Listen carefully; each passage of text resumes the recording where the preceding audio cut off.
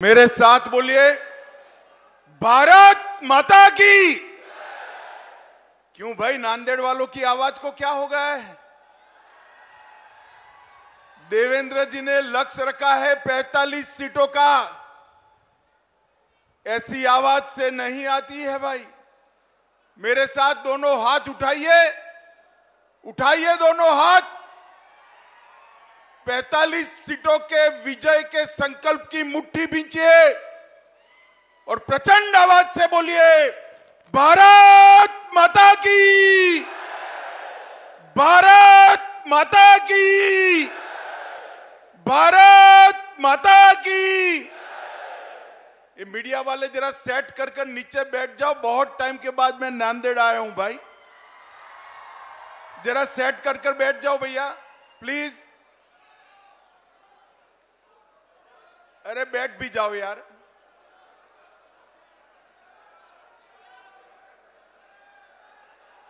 बैठ जाओ, बैठ जाओ।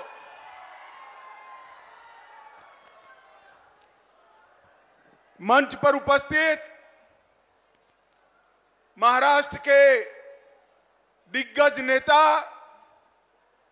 जिन्होंने अपने मुख्यमंत्रित्व के काल में महाराष्ट्र को देश में एक नंबर पर लाने के लिए बहुत बड़ा प्रयास किया, ऐसे हमारे नेता श्री देवेंद्र फडणवीस जी, महाराष्ट्र भारतीय जनता पार्टी के अध्यक्ष भाई चंद्रशेखर बावनकुळे जी, श्री भगवतराव कराड़ जी, आज जिनके निमंत्रण पर मैं आया हूं, ऐसे प्रतापराव पाटिल चिखलीकर जी, श्री सुधाकर राव श्रृंगारे जी, अतुल सावे जी, गिरीश महाजन जी, हमारे पूर्व मुख्यमंत्री उत्तराखंड तीरथ सिंह रावत जी, विधान परिषद के सदस्य प्रवीण देरेकर जी, उपस्थित सभी आमदार खासदार महोदय, और आज नांदेड़ की इस विशाल जनसभा में मोदी जी के समर्थन के लिए आए हुए प्यारे भाइयों बहनों माताओं और मेरे जिगर के टुकड़े जैसे युवा मित्रों, सबसे पहले मेरे साथ शिवाजी महाराज के नाम का जयकारा लगाएंगे। बोलिए मेरे साथ, जय जय जय जय जय भवानी, जय जय जय जय जय शिवाजी। मित्रों, आज जब मैं नांदेड़ की इस पवित्र भूमि पर आया हूं, महाराज छत्रपति महाराज शिव छत्रपति का राज्याभिषेक का 350वां वर्ष है। मैं शिव छत्रपति को मनपूर्वक प्रणाम कर मेरी बात की शुरुआत करना चाहता हूं। ये नांदेड़ की भूमि सचखंड साहेब हजूर साहब की भूमि है। ये भूमि को दसम पिता गुरु गोविंद सिंह जी ने मन खोलकर आशीर्वाद दिया है, और यही भूमि से परदेशी ताकतों के खिलाफ अपने जीवन के अंतिम सांस तक लड़ाई न छोड़ने का संदेश गुरु गोविंद सिंह जी ने दिया है। मैं उनकी पुण्य स्मृति को प्रणाम कर मेरी बात की शुरुआत करना चाहता हूं।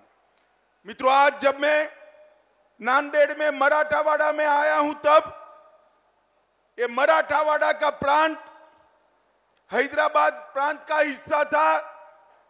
देश तो 15 अगस्त 1947 को आजाद हो गया, मगर नांदेड़ और पूरे मराठावाड़ में, बीदर में, हैदराबाद में देश को आजादी नहीं मिली। वहां के जुल्मी शासक ने ढेर सारे यातनाएं की। स्वामी रामानंद तीर्थ के नेतृत्व में इसके खिलाफ आंदोलन हुआ और भारत के लौह पुरुष सरदार वल्लभ भाई पटेल ने पुलिस एक्शन लेकर 17 सितंबर 48 को हमारे इस मराठा वाड़ को आजाद करने का काम किया था। आज मैं सरदार पटेल जी को भी प्रणाम कर कर मेरी बात की शुरुआत करना चाहता हूं। भैया आप लोग प्लीज बैठ जाइए ना नीचे, मैं यहीं रहकर बोलने वाला हूं। प्लीज थोड़ा कम जगह हो तो भी बैठ जाइए। वो लाल शर्ट वाले भाई जरा प्लीज बैठ जाइए।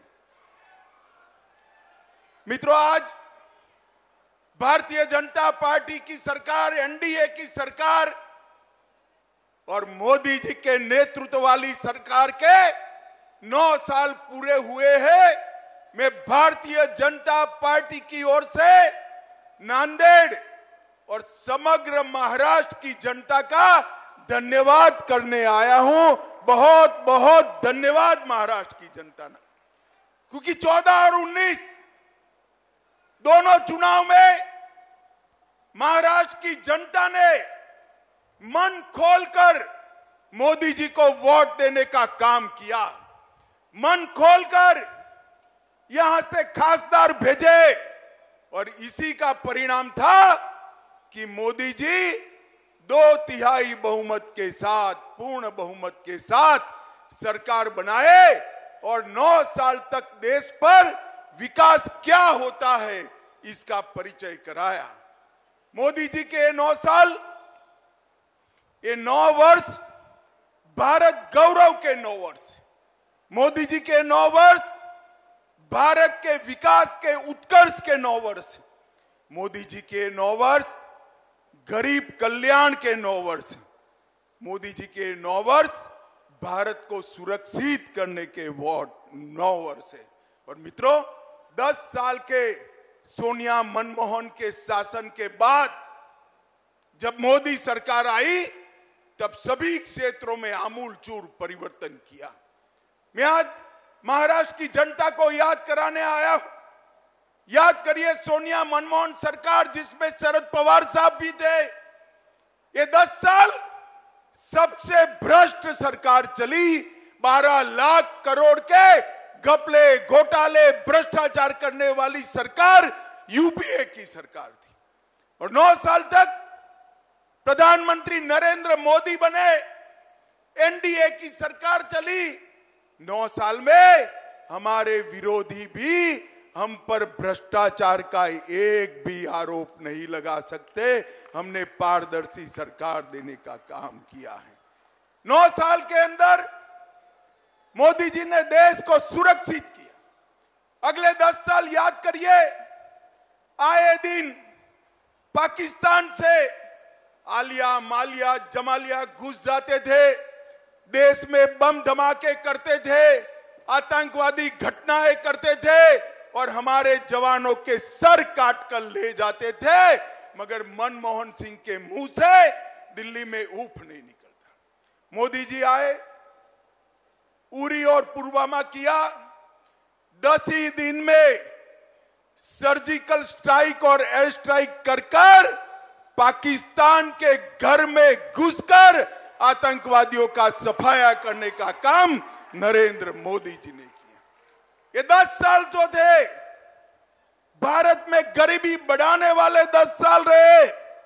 नरेंद्र मोदी जी के 9 साल के अंदर अभी अभी देवेंद्र जी ने बताया, ढेर सारे गरीब कल्याण के काम।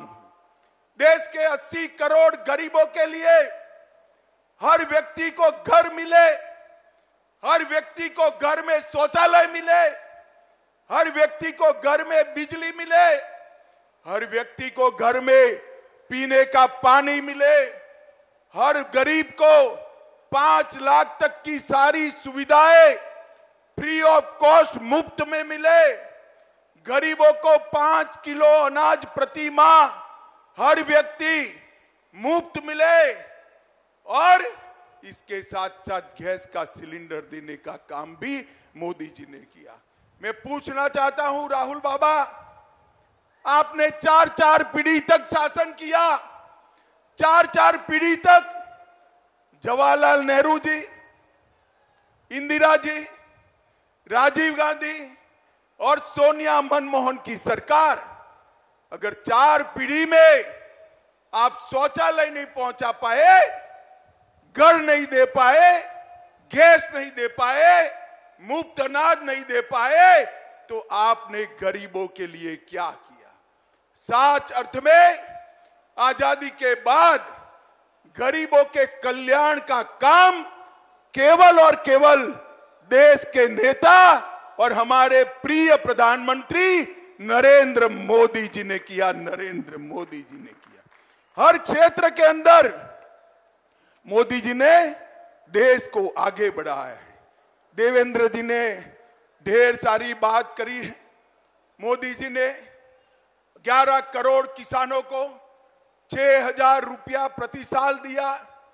देवेंद्र जी ने और एकनाथ शिंदे ने उसमें 6,000 रुपया और जोड़ा और देवेंद्र जी ने यहां पर जलयुक्त शिवार योजना को भी चालू करने का काम किया। भाइयों बहनों, आज मैं आपको पूछने आया हूं, इतने सालों तक कांग्रेस की सरकार थी।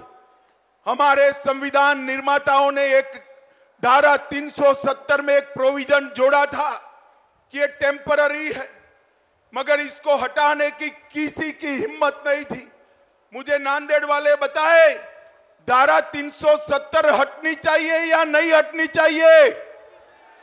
जोर से बोले, हटनी चाहिए या नहीं हटनी चाहिए?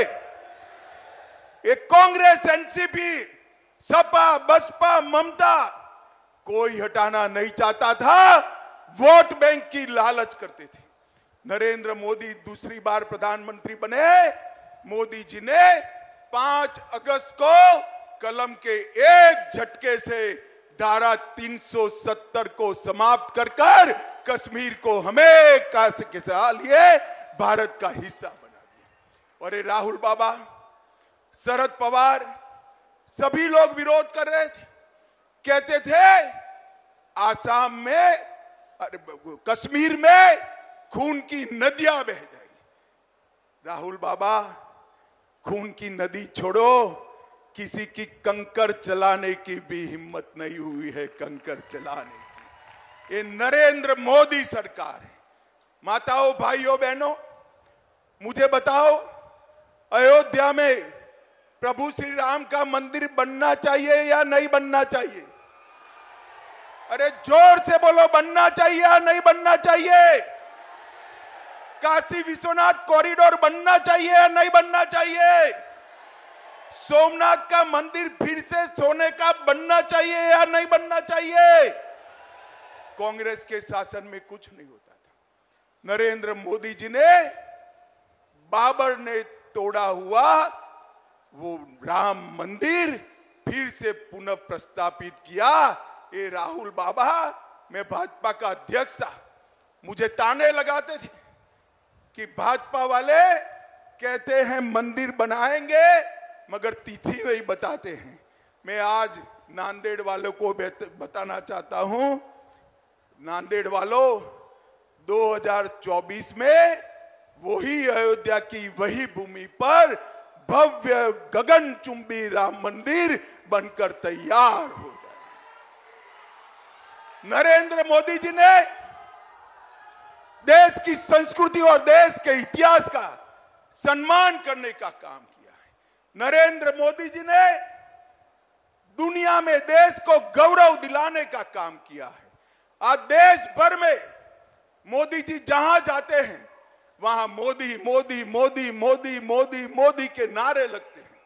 और मित्रों, मैं आपको बताता हूं, ये मोदी मोदी के नारे युवाओं नरेंद्र मोदी जी का सम्मान नहीं है। ये मोदी मोदी के नारे मेरी नांदेड़ और महाराष्ट्र की जनता का सम्मान है, क्योंकि देश के प्रधानमंत्री। एक और मोदी जी को दुनिया में सम्मान मिल रहा है और दूसरी ओर कांग्रेस के शाहजादे राहुल बाबा विदेश जाकर देश का अपमान करने का काम करते हैं। अरे राहुल बाबा, विदेश में जाकर देश की राजनीति की बात, विरोध की बात नहीं करते। ये सालों से परिपाटी है। आपको मालूम न हो तो तनिक सीनियर कांग्रेसियों को पूछ लीजिए। और राहुल बाबा यहां नहीं बोलते, विदेश जाकर बोलते हैं, क्योंकि देश में उनको सुनने वाले बहुत कम बच गए हैं, इसलिए वो विदेश जाकर बोलते हैं। माताओं, भाइयों, बहनों, हर क्षेत्र के अंदर भारतीय जनता पार्टी ने विकास किया है। और यहां पर मैं खास महाराष्ट्र में आज आया हूं। अभी अभी देवेंद्र जी और एकनाथ शिंदे की सरकार बनी, भाजपा शिवसेना की सरकार बनी, धनुष बाण भी शिवसेना को वापिस मिल गया और तय हो गया कि कौन सी शिवसेना असली है। आज मैं महाराष्ट्र की जनता को बताना आया हूं, मैं पार्टी का अध्यक्ष था, मैं और देवेंद्र जी नेगोशिएशन करने गए थे। उद्धव ठाकरे ने स्वीकार किया था कि बहुमत एनडीए को मिलता है तो देवेंद्र फडणवीस भाजपा के मुख्यमंत्री होंगे, महाराष्ट्र के मुख्यमंत्री। और जब परिणाम आ गया, एनडीए जीत गई, तो उन्होंने वादा तोड़ा और सत्ता के लिए कांग्रेस एनसीपी की गोदी में बैठ गए। मैं आज यहां से उद्धव ठाकरे को पूछना चाहता हूं, उद्धव जी, हिम्मत है तो अपनी नीति स्पष्ट करो। ट्रिपल तलाक हटाया, उससे आप सहमत हो या नहीं हो? मैं नांदेड़ वालों को पूछना चाहता हूं, ट्रिपल तलाक हटाया, इससे आप सहमत है या नहीं है? उद्धव जी, आप नीति स्पष्ट करो। राम मंदिर बन रहा है, उससे आप सहमत हो या नहीं हो? मैं पूछना चाहता हूं नांदेड़ वालों को, राम जन्मभूमि पर मंदिर बनना चाहिए या नहीं बनना चाहिए? मैं उद्धव जी को पूछना चाहता हूं, भाजपा की कई सरकारें कॉमन सिविल कोड लाने की बात कर रही है। आप अपनी नीति स्पष्ट करो कि आप कॉमन सिविल कोड चाहते हो या नहीं चाहते हो। मैं नांदेड़ वाले को पूछना चाहता हूं, कॉमन सिविल कोड लाना चाहिए या नहीं लाना चाहिए? जोर से बोलिए, लाना चाहिए या नहीं लाना चाहिए? मैं उद्धव जी को पूछना चाहता हूं कि भारतीय जनता पार्टी, मुस्लिम आरक्षण नहीं होना चाहिए, ये हमारी मान्यता है। मुस्लिम आरक्षण संविधान सहमत नहीं है, धर्म के आधार पर आरक्षण नहीं हो सकता है। उद्धव ठाकरे महाराष्ट्र की जनता को बताए कि मुस्लिम आरक्षण होना चाहिए या नहीं होना चाहिए। मैं नांदेड़ वालों को पूछना चाहता हूं, मुस्लिम आरक्षण जाना चाहिए या नहीं जाना चाहिए? जोर से बोलो, जाना चाहिए या नहीं जाना चाहिए? मैं उद्धव ठाकरे को पूछना चाहता हूं, कर्नाटक में जिनके आप साथी हो, उनकी सरकार बनी, वो वीर सावरकर को इतिहास से के पुस्तक से मिटाना चाहती है। क्या आप सहमत हो? मैं नांदेड़ की जनता को पूछना था, वीर सावरकर का सम्मान, ये महान देशभक्त आदि बलिदानी आदमी का सम्मान, वीर सावरकर जैसे स्वतंत्र सेनानी का सम्मान होना चाहिए या नहीं होना चाहिए? जोर से बोलिए, होना चाहिए या नहीं होना चाहिए? उद्धव जी, आप दो नाव में पैर नहीं रख सकते हो। महाराष्ट्र की जनता के सामने मैंने जितनी बातें करी है, इसका जवाब स्पष्ट कर दीजिए। आपकी पोल महाराष्ट्र की जनता के सामने खुल जाएगी। माताओं, भाइयों, बहनों, उद्धव जी कहते हैं कि हमने इनकी सरकार तोड़ी, हमने नहीं तोड़ी है। उद्धव जी, शिव सैनिक आपकी शिवसेना की नीति विरोधी बातों से तंग आकर शरद पवार जी की पार्टी से रहने के लिए तैयार नहीं था। उन लोगों ने आपकी पार्टी छोड़ी और आपकी सरकार टूटी। दगा करने का काम, धोखा देने का काम उद्धव ठाकरे ने किया था। मोदी जी के नेतृत्व में, देवेंद्र फडणवीस के नेतृत्व में चुनाव लड़े और मुख्यमंत्री बनने के लिए वो कांग्रेस की गोदी में जाकर बैठ गए थे। माताओं, भाइयों, बहनों, ये 24 का जो चुनाव आना है, ये चुनाव जो आएगा, इसमें आपने फैसला करना है किस देश का प्रधानमंत्री कौन बने, मोदी जी बने या राहुल गांधी बने। जोर से बोले कौन बने, और जोर से बोलो कौन बने, और जोर से बोलो कौन बने। उद्धव जी, आवाज सुनाई पड़ती है तो सुन लीजिए। आप वहां रहकर औरंगाबाद का नाम बदलने का समर्थन नहीं कर सकते, उस्मानाबाद का नाम बदलने का समर्थन नहीं कर सकते, और अहमदनगर का नाम बदलने का भी समर्थन नहीं कर सकते हो। आपने महाराष्ट्र की जनता के सामने आपका स्टैंड स्पष्ट कर देना चाहिए।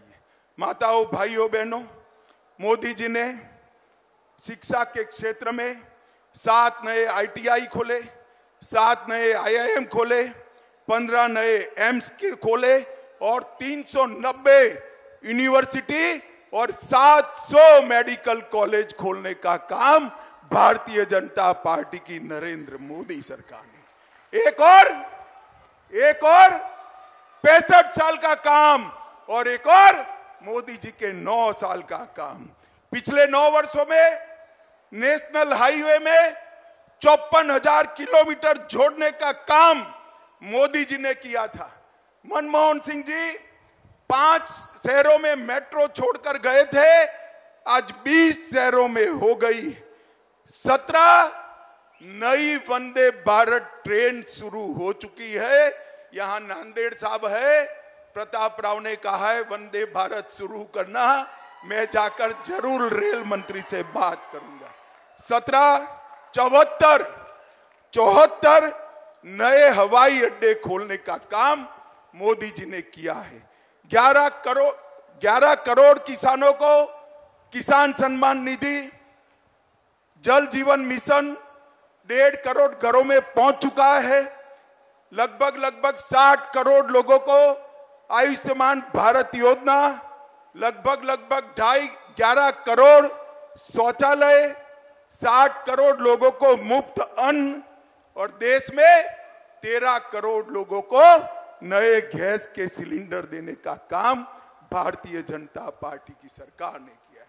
माताओं, भाइयों, बहनों, स्टार्टअप की बात हो, अंतरिक्ष के लिए नई नीति बनाने की बात हो, व्यापार बढ़ाना हो, दुनिया में से उद्योग यहां लाना हो, नौकरियों के मौके बढ़ाने हो, हर क्षेत्र में मोदी जी ने जो कांग्रेस 4 पीढ़ी में नहीं कर पाई, वो नरेंद्र मोदी जी ने किया है।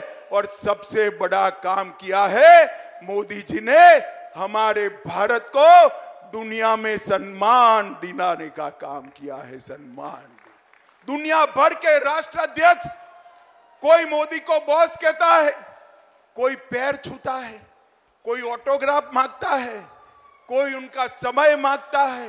ये सम्मान भारत को मोदी जी ने दिलाया है। भारत का परचम समग्र दुनिया में लहराने का काम नरेंद्र मोदी जी ने किया है।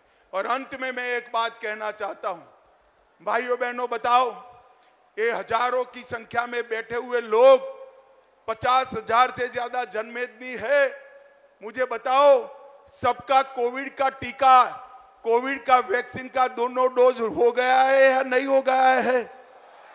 हाथ ऊपर करिए, हो गया है या नहीं हो गया है? 1 पैसा देना पड़ा है क्या?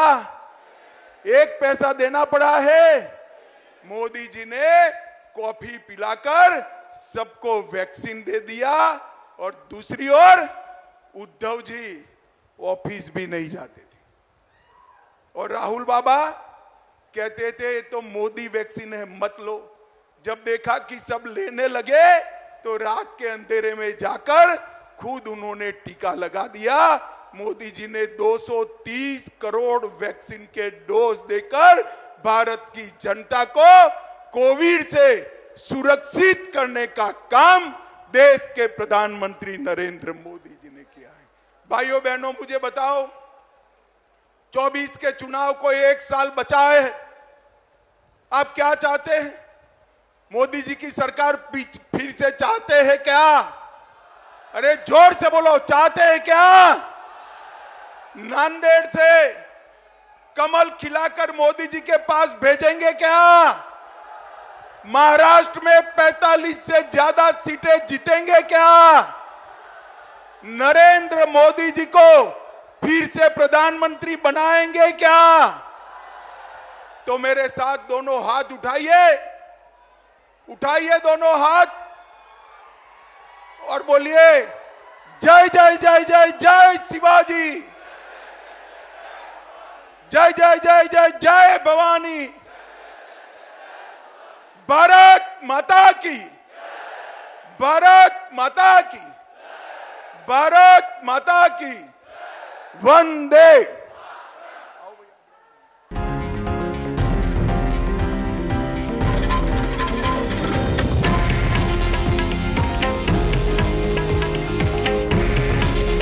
हे आहे देशातील नंबर 1 न्यूज नेटवर्क आणि आपण पाहत आहात TV9 मराठी। काळजी तुमची, हित महाराष्ट्राचं।